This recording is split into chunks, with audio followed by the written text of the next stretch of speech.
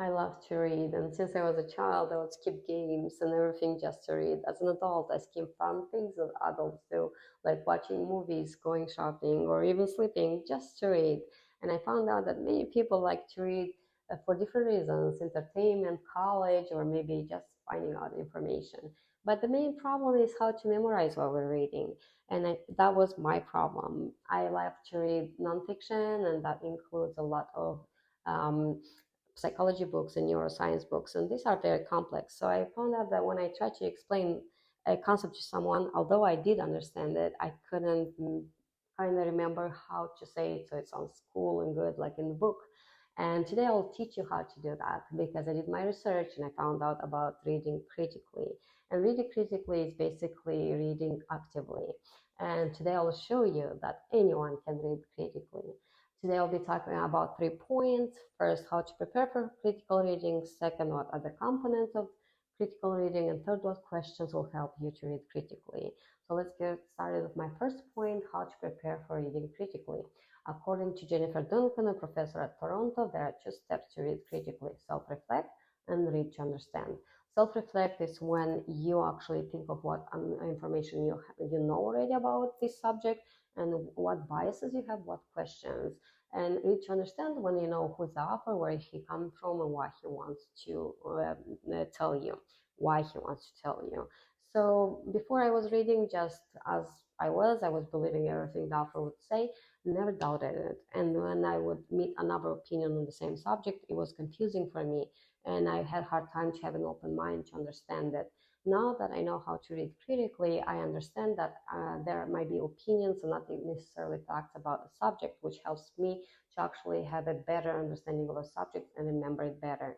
Now let's dive into my second point, which is what are the main components of critical reading. And there are 2 main components, and that's asking questions and synthesizing the material. And according to University of Queensland's questions like, is the research objective? Is there any evidence of biases or maybe gaps in the information, will help you to actually see if that's a valid information to retain.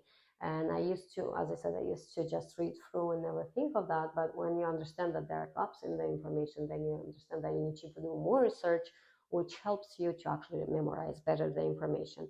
And according to University of Arizona, synthesis is very important because you take all the information you knew or information that's presented and you make a new concept which is memorized better for you.